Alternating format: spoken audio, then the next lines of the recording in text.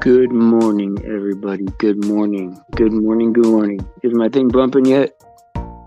Is my icon bumping? Can you guys please let me know if you can hear me, and we'll turn this off. Praise Jesus, number one. Number one. Praise Jesus. Without him, we don't have any of this. Without his mercy, right? His grace, his sacrifice.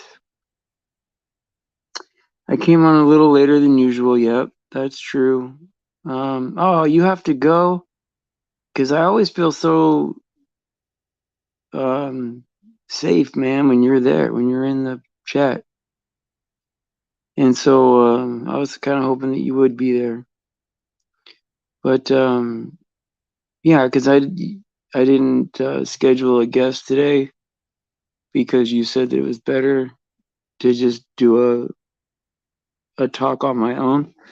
And, I've heard that from a few different people, that said that they enjoyed that type of thing.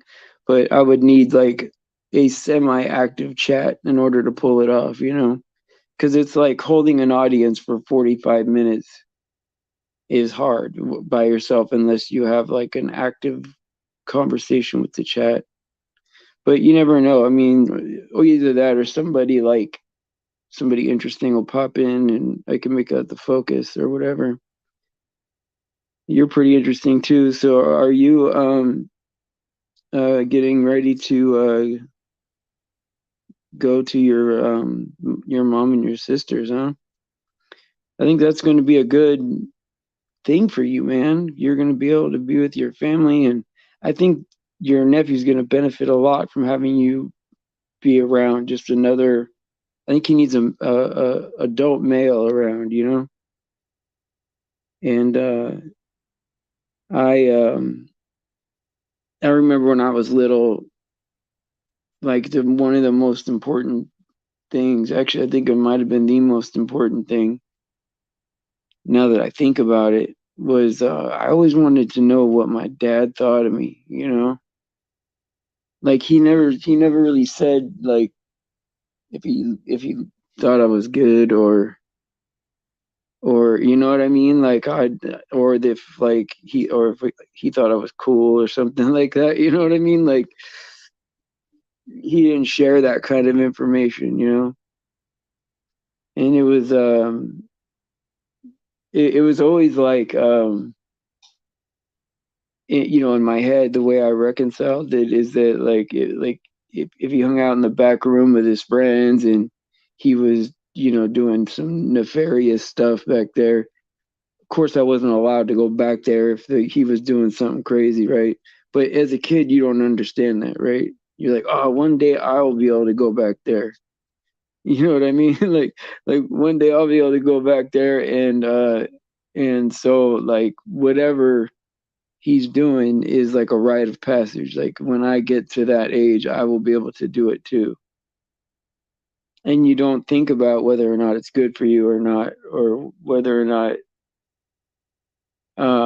other people even do it or whatever. You're just like, when I'm old enough, I'm going to gamble. And when I'm old enough, I'm going to smoke. And you just wait for these milestones. But it was like I did everything early. And then, like, what was weird, right, is I counted all those things, right? And then I'm like, okay, well, at some point, right, I was like, oh, I did everything, right? But it was like all bad stuff, right? Not really bad, but you know, like stuff I had to wait to be a certain age to do, like, gambling and, relationships or whatever, and smoking cigarettes or, drinking. I looked at those things as if they were like accomplishments. It was very strange, man, very strange. But like I would say by the time I was 15, I did everything I thought that an adult could do as far as those things were concerned, right? And so I literally thought I did everything at 15 or 16, something like that. And it's a crazy way to think about stuff like that, right? Like, who looks at, like, being able to drink is like an achievement, I don't know, man. I don't know. But it got me, at some point, it did get me closer to my dad. And being that I would be willing to do those things. And I had a job since I was like 15, like 14 or 15. Well, I had paper out before that. Oh, I was always working. And going to school, taking a break from school, going to school, taking a break from school. And I worked with my dad a lot of places because that's the only place I could really make good money is where he worked, like warehouse type stuff. And so, yeah, I was willing to, like, smoke cigarettes with him or whatever the thing is. I didn't have any, um, didn't have any boundaries as far as that was concerned. Like, um, I didn't set my own boundaries for that. So it's like I kind of let him do that. But even though I got to spend a lot of time with him, and I, like, really felt like I like that at that time, right? Like that my dad, um, he was like showing me love, man. But and I think that he thought that, hey, Bubba, and I think my dad thought that he was showing me love. And so, like, at the time, right? Of course, in hindsight, you can say, okay, you're not supposed to really be getting loaded with your kid when he's 15 or whatever, right? But I never, like, was upset at my dad in the moment. And I always felt safe around him, right? So while I don't think he made real smart decisions with me, I never felt like I never felt abused, if that makes any sense, right? I always felt like he was that he liked me. But it's like what's weird is, like, I just wanted to hear him say it, like, or tell me something I can improve, or it's like, just he just wasn't that type of person to just tell you how he felt about you. So, and so it was just a whole lot of acceptance. And it was just a lot of weird stuff because, like, my dad, like, he, like, if he was a big guy, right? Like, my, like, just like both my kids, 6'3", 250, that kind of big. I mean, he's a big guy, right? And if he got confused, right? If you said something and you made him confused, or you outsmarted him, he would get mad. He would get angry. And so a lot of times, I would be like translating what people were trying to say to him. Like, no, no, no, they meant this or they meant that. Um, Always trying to, like, pop the balloon, right? Make the room less contentious, right? And that's what I do here too, right? Right, like if anything is going on, right? I'm like, come on, guys, or like, be nice to each other or whatever, right? Only because that contention, right, is just bad, right? Like if there's something that you're doing, right, that I don't like, I could just not look at it, right? It just rise above it. And I didn't realize this, but not everybody can do that.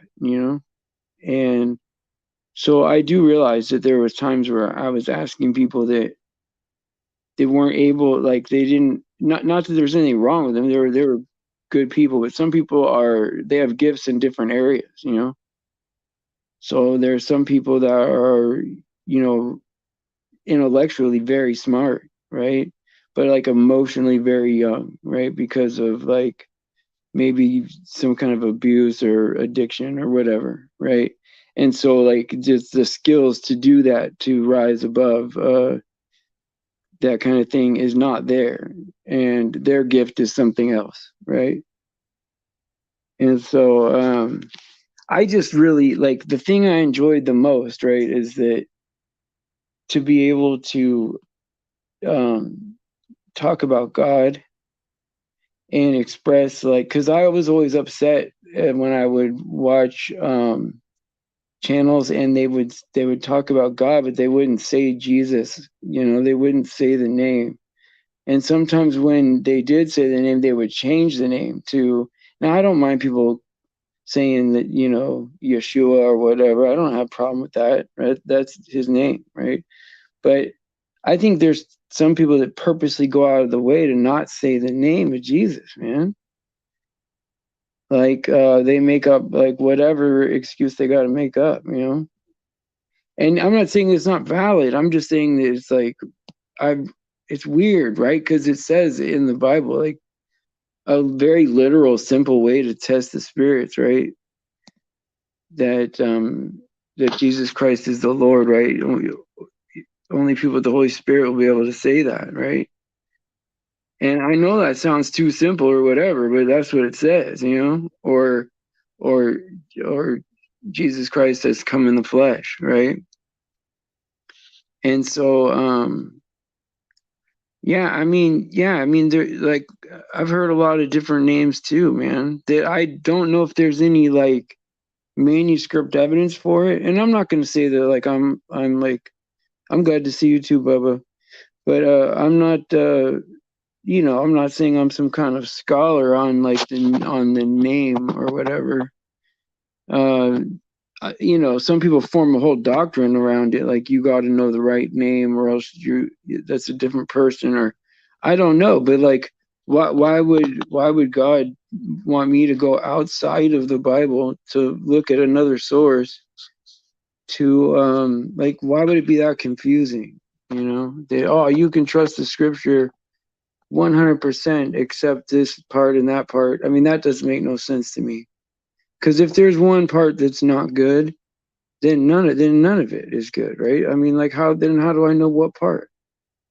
There's no way to like I either have to accept it 100% is my truth, or I have to accept that something that I can't prove to other people is gonna lead me, right? Like, and so hey, whatever, right? I prefer to say that, okay, well, the Bible is my truth, and I'm going to run everything through that. And if something says something literal, then that's what it says. And it might seem simple, or it might seem like, oh, I don't know if that's how you test the spirits. Well, that's what it says in there, and so I'm going to do that, right?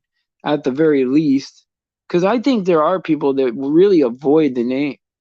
And because like it's like they'll go out of their way, like they'll say like, oh yeah, when Christ returns, like, but they'll go out of their way to not say Jesus, right? Like, I don't know how to explain it, but you know what I'm saying, right? When they start talking and you're like, wow, man, why aren't you saying it? Like, that's like the fourth time in a row you said something like that, or so, weird. And see, I'm like a super critical mind anyway, right?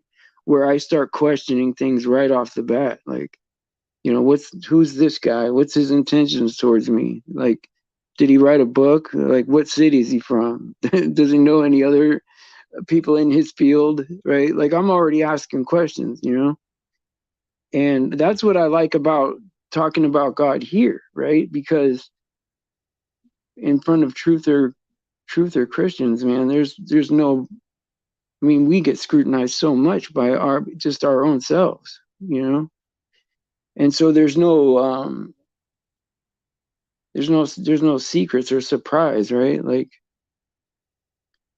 I mean, I believe that Jesus is God for sure, and I believe in a pre-trib rapture, and I believe that, well, dispensations make more sense as far as like how the Bible is.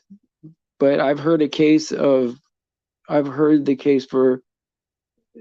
faith in Jesus saves everybody from beginning to end. I've heard a really good case for that. And so I don't know if I'm I don't know how I feel. I know that right now it doesn't matter, because either way, right now, the only way to be saved is um, the sacrifice and grace of Jesus. That's it. You know. So what did you saying? Oh, your friend being destroyed by, yeah, yeah. And well, that's the first step, right? I think without Jesus, it's impossible to quit. You know,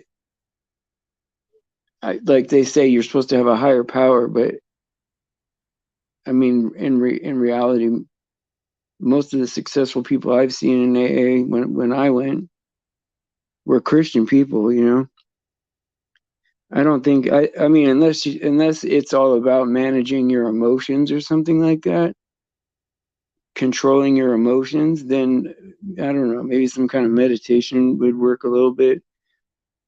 But I mean, we're at the point now where it's obvious who God is. I mean, it's obvious. There's no there's no questions about that, you know? And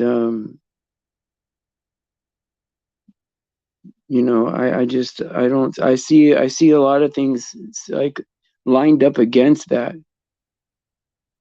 lined up against Jesus, right? Like it's like I don't know, like a mission to the moon, the Apollo mission, and that's like the name of the Antichrist. You know what I mean? Like, why wouldn't there be like Jesus 11 a mission to the moon? You know, and yeah, you're right, Bubba, on that. See that my son's dealing with it too. It's tough. My son's very young to be really struggling already, and yeah, they have to be ready because the last thing the last thing, like, especially in my case, right? Um, talking to my kid about it, it's I don't, you don't want them to lie about it. So yeah, it's just a matter of waiting till they're ready. Because if that's the tough thing, man. It's so hard. It's like darn near impossible. And it wasn't until like, I mean, really, I detoxed a lot of times where I would detox and then I would mess up like a month later. All right, detox. Like, I mean, I just kept doing it, detox and then messing up. And then one of the doctors told me that, yeah, that I had to choose what I was doing because I was putting too much stress on my body from detoxing so much that it's very stressful on your body, and that they'd only take me a certain amount of times per year. And it was a struggle, a very bad, hard struggle for a couple of years, like of really trying to quit, and I couldn't do it. And I never felt helpless like that before. And I don't think without God, I don't think it's even possible. And so, that's important. I mean, I would probably be dead right now. I don't know how yours was, but like by the time I was 30, I was already crippled from alcohol. I mean, I was not functional. I couldn't really even really take a shower anymore. I mean, I was gross, man. Like, I had a girlfriend at the time, but she really had to take care of me, like almost like I was a kid, you know? And I felt so bad, man, because I couldn't stop. Like, I couldn't stop. But uh, I'm glad that God helped me stop.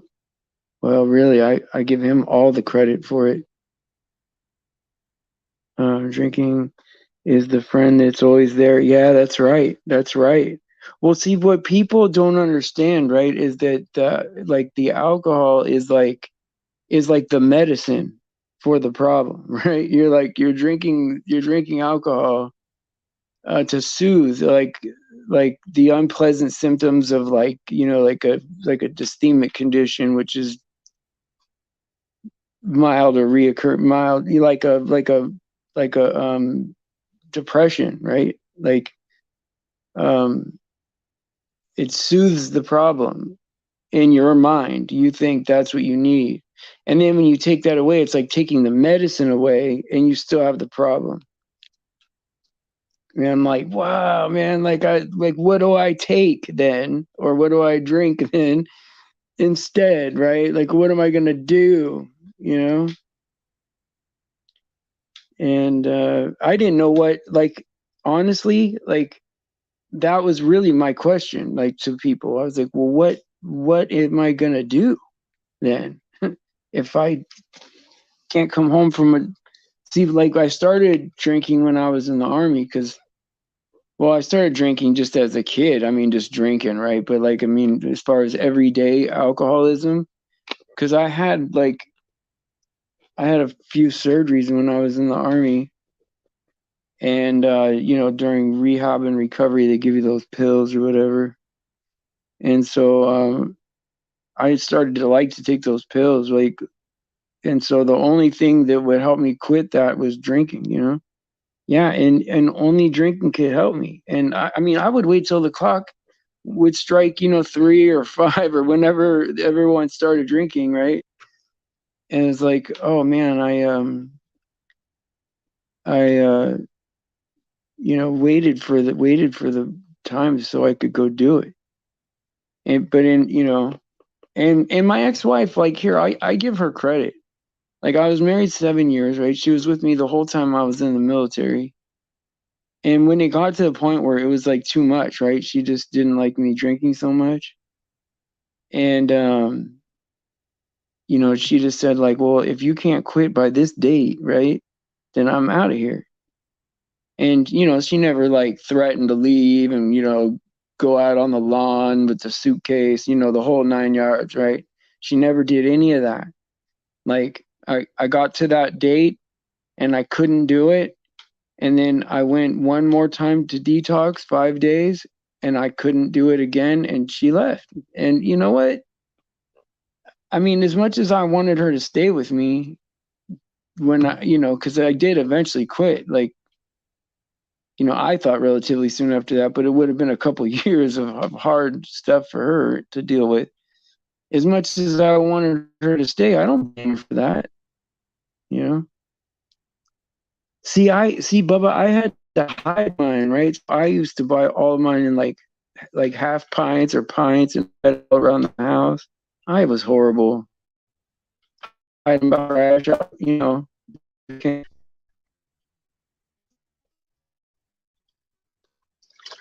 I mean, it was horrible. 2 half gallons at a time. See, that's how my son does it. I'm so worried about my son. Please pray for my son. Please pray for my son because he's really young to be um, facing a hard time with alcohol. I mean, he's only 19 years old, and it scares me because I mean, only because I know what my problem was with it. I mean, I couldn't. There's no way I can ever drink again, you know. And I was asked, like, if there was a bottle in here in my house, right? Would I drink it? And I'm probably strong enough to have it in the house or whatever, but I would always be thinking about it. It would always be on my mind. Like, even if I wasn't going to drink it, it would take over my mind, Like, I would go check on it, I mean, it really is a horrible thing, And well, God delivered me from the physical addiction. And I really just, you know, need to have that extra faith to maybe get out of that internal damage of what I caused myself, because I know that God can even restore that. But I'll never be able to drink safely. That, I mean, that's just what I think about myself. Now, miracles can happen, but I'm not going to find out. You know what I mean? It was such a narrow escape, right? To get away from it, that I just don't think that it's like, there's no way. All right, Michael, man. I'm almost kind of sad that you're going, man, because I always feel safe when you're in the chat. I that's how I used to feel when Clutch was here. I used to feel safe seeing him there because I knew that Clutch would stand up for you if there's something crazy. He was the type to stand up for you. I think about you like that in other ways. But anyway, yeah, go have a blessed day, my friend, and good luck going back to your house. So that's cool, man. Michael's gonna go back to live with his family and be with his nephew, and I think that that's good, man. Because I think his nephew missed him. It's hard when you're a baby and you lose your male role model. That's got to be difficult. Because I was just telling him how I felt about my dad. It was a strong bond. Like if my dad was a fireman, I would be a fireman right now. You know what I mean? Know how to channel safely broke my heart. Oh wait, it was like I said in chat the other day. I know how to channel safely. What does that mean? I don't know what that means. Channel safely.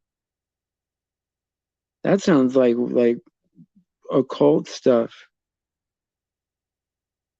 Is that like I don't know who gets involved with that. That's pretty crazy stuff, man. But like it's so hard, right? Like I've had a lot of people come through here and everybody's at a different spot. And I'm not a teacher. I'm not like the super qualified person, but like everyone's at a different spot and I'm willing to try to help them, right? But I don't like, that kind of thing would have bothered me. But I miss it a lot. I miss what's going on sometimes because it's hard to do so many things at once. Oh yeah, no, yeah. There was actually a couple things that he said that were. If I didn't know him for as long as I have, I don't know if I would have let that slide at all. I mean, to be straight up with you, I banned him the first day, and I regretted it only because um, here's somebody that's needs my help, and I really beyond what I feel about him, need to try to help him. But I also have the safety of everybody else to think about too. Now the cool part about this group is that most people here are real strong, we got everyone's strong in their own way, of course, right? Really strong and have gone through a lot of stuff. But like as far as that kind of thing is concerned, I mean, what do we do, man? We're in the last days, man. And I really believe that people are in denial. Like, I try to leave it open, right? Like, this is a possibility, that's a possibility to really keep the most amount of people here, that are waiting for Jesus, in some form or fashion. But it gets harder and harder as it goes by, to do that because we're not going to get perfect sheep, It's not like there's like these perfect sheep out there and like the trolls are keeping us from those sheep. The trolls are the sheep. That's the crazy part of it, right? And you're like, oh, so they don't even know they're here for help. You know what I mean? Like they don't even know that yeah, I know, man. That just is crazy. Oh yeah, I was just saying that I'll never safely drink again. And that's something I just don't want to find out. But yeah, you're right. You're right. If you have to if you have to qualify it with oh, I could safely handle a snake or something like that. Like, yeah, you shouldn't mess with it, right? Um, no, man, I hurt for people, man. Cause like I feel good and like if it was just me, right? And all I had to think about was myself, I mean, this would be pretty smooth, man. Would just be waiting for everything to happen, you know? But that's not reality, right? Reality is that, we're very empathetic people, especially us, critical thinkers and people that are truthers are like really empathetic. We can kind of sense when people are lying to us, or we can sense when things aren't right, and so we feel everybody's pain too, And so like I grieve for other people. Like I grieve for like there's people I love that I want them to feel what I feel so bad that I've like almost pushed them away. Like years ago I had to learn the hard way, everything. I mean, didn't have to, right? But I did. And now like just understanding that God has all power, everything. And God creates every believer. There is no like sales job or that I'm going to convince somebody or that's it's just about telling the truth about God and lifting his name up, that's the best way I could word it, lifting his name, praising his name, but like in a lifting it up in an upward, and he deserves that, you know. And because I think about like, because of course I think about Jesus as God, right? Jesus, that's what he is, right? And you know, I I think of the triune God as one person, right? That's what I believe, right? But like the person I'm probably gonna see when I go up there is Jesus, probably. I don't know how it all works, but I know what the Bible says, especially like at the beginning when Jesus is being baptized, all three are there. And so I believe that, and I believe I have a spirit, so um that's what I believe about God. Simple though, right? Because it's like my little peanut brain can't handle more than that, can't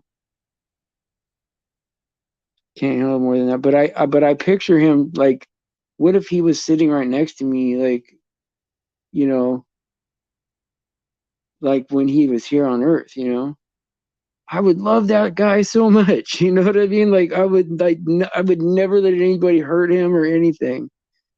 I would just like I would want to protect him from everything. I don't know. You know, I always try to like think back, like, would I be able to like how would I handle myself if I was around back then? Like, would I be one of the people that is doing right, or that was willing to do right or submit and accept the truth, right? I like to hope that I would, but yeah, I mean, I of course I worry about people. I worry about people, especially truthers, right? Because I think that the Satanists have taken over the truth community to the point where like they're giving you the truth now, like they're imitating it and replacing the truthers so that you don't go to God with because that I mean, if you follow the truth all the way to its end point, it leads to Jesus. And if there are truthers out there um, that never find Jesus, then they will never benefit from the truth. It's true. The truth will set you free, and that's the only thing that'll set you free. And I love how Jesus does that. Like he is the truth. Like I love that because it gives you like it gives you an idea of like not just him as a person, as a deity, but him as far as like um how he's in my life spiritually, you know. And so I want that for everybody so badly, because it feels good, you know. I mean, sometimes like I like because like I used to really think that people hated me for like, I'm like, man, like what, people are hating me for like little stuff, you know. And it feels small, you know. And I try to see it from other people's angle. Like, is that big? Is it big to them? Like, how is it big? Is it really a problem with me, or is it a problem with somebody else? But now I don't think that people get mad at me over little things. I think that maybe people are mad at me because I'm not doing anything. Because I try not to do nothing bad to anybody. And it's not like I haven't been here for like however many months. People come here and they see who I am and what I believe. There's not going to be some new revelation as far as like, you know, I mean, and I don't know.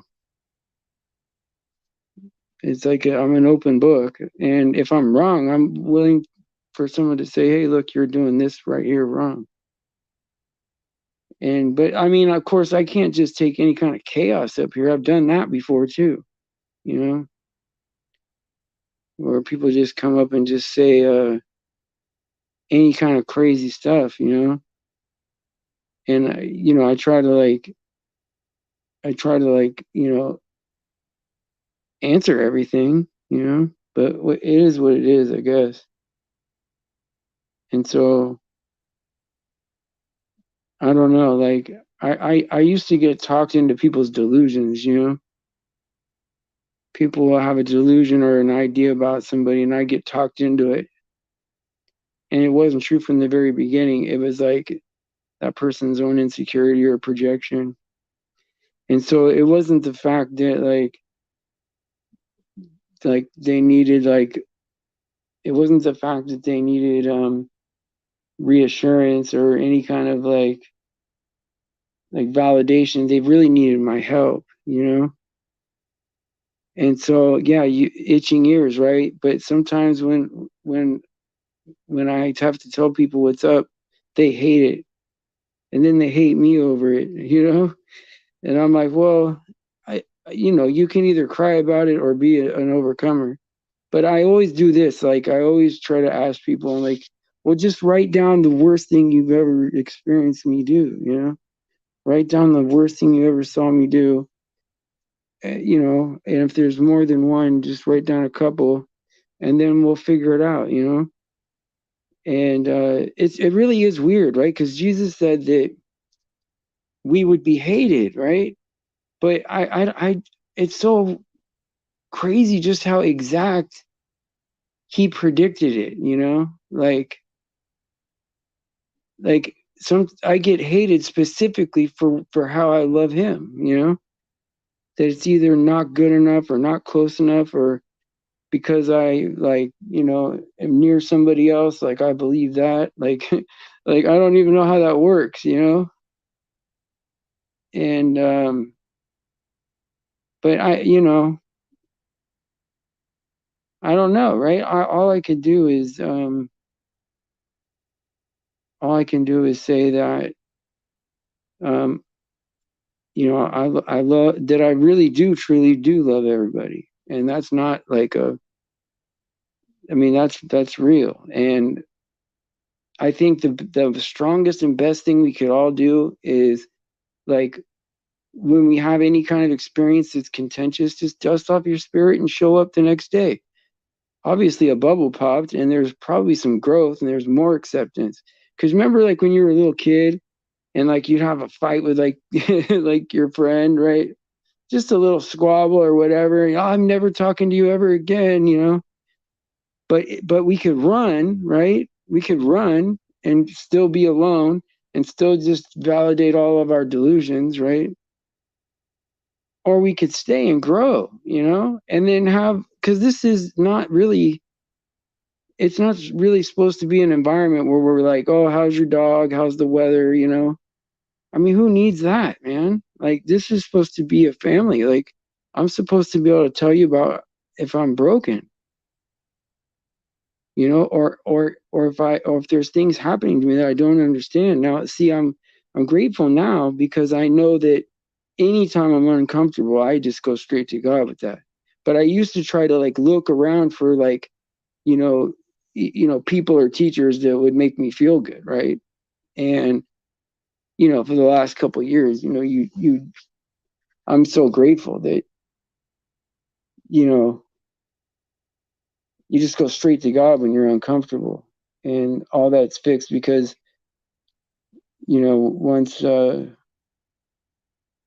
once that relationship is straightened out, then that's where everything comes from. I mean, thank you so much, Bubba. I really appreciate it. I really appreciate you saying that.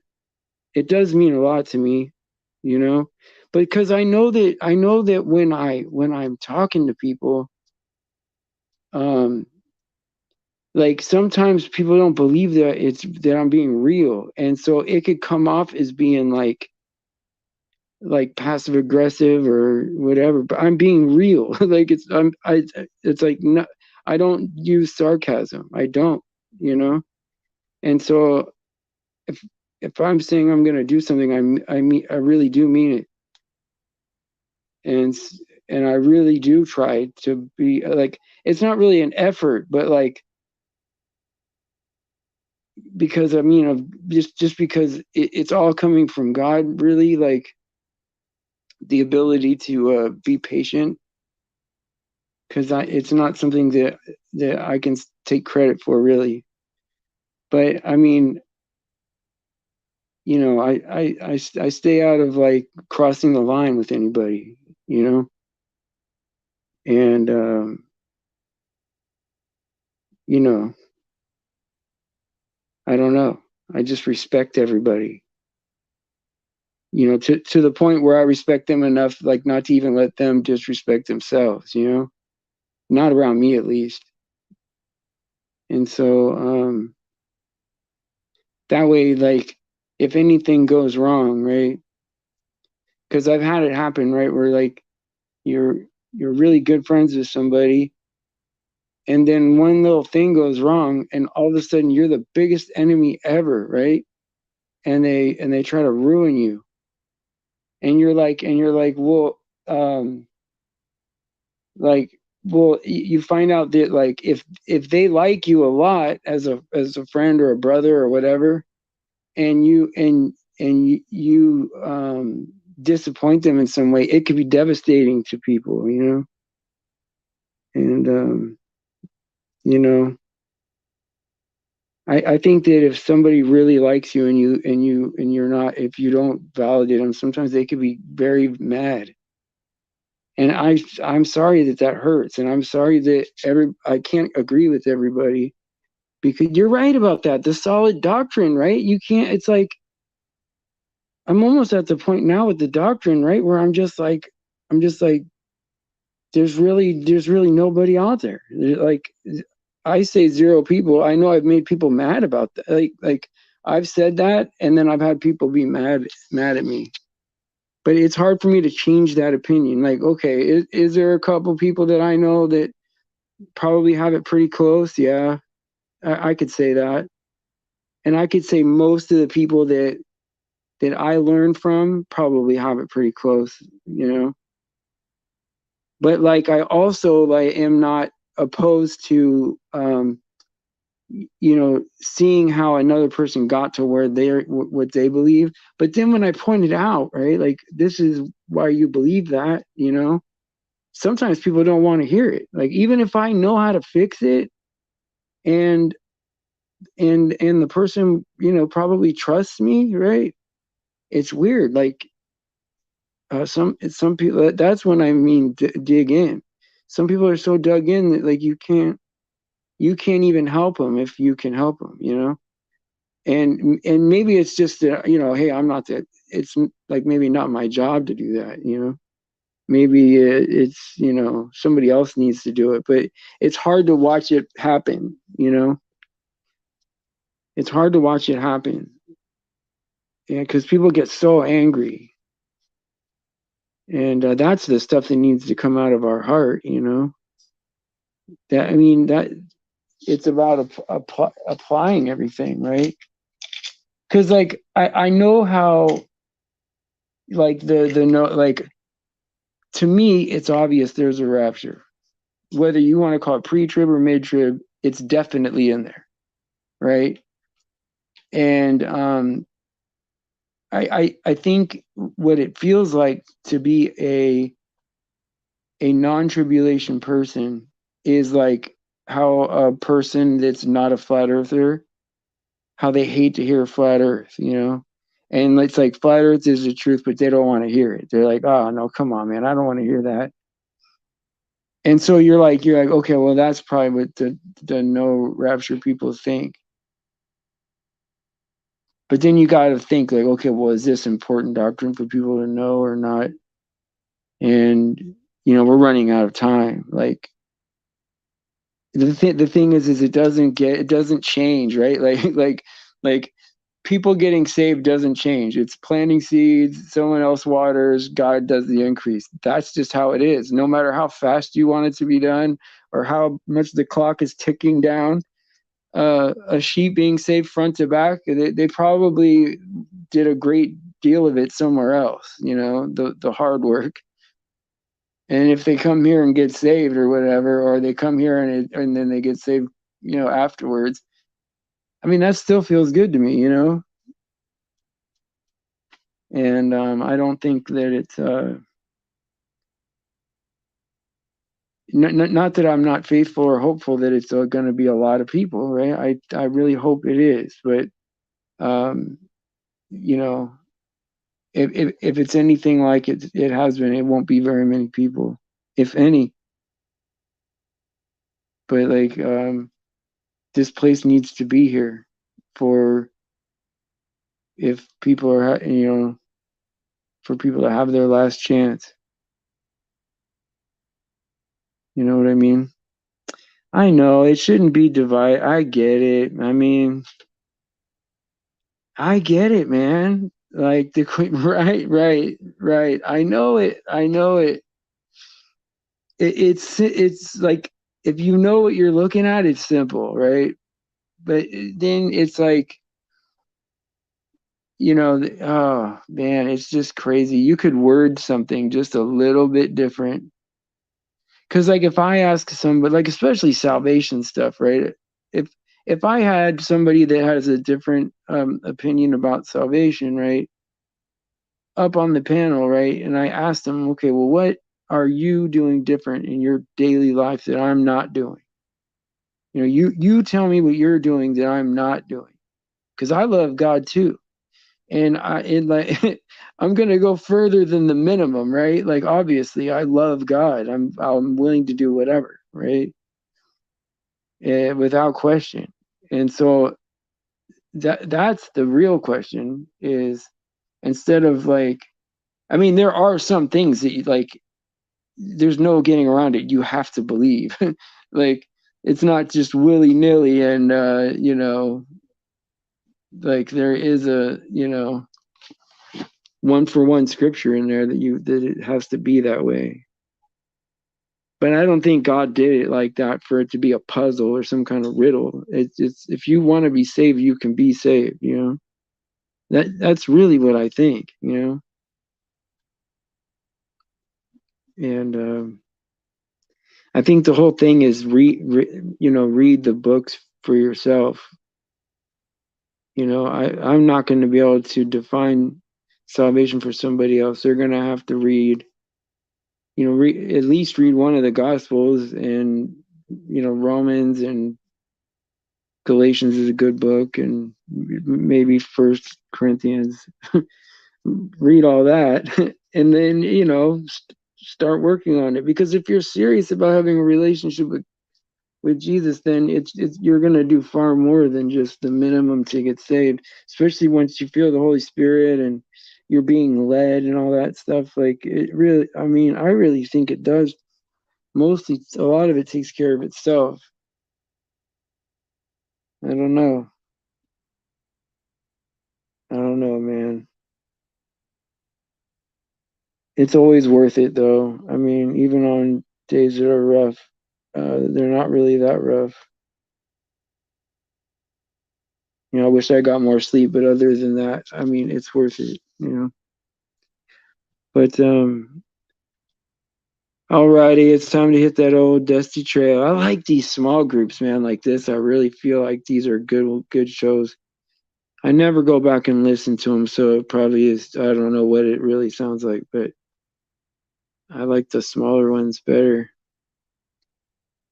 But we got a lot of clicks on the last few, so I'm happy about that too, even though that's not really the best way to measure that kind of thing.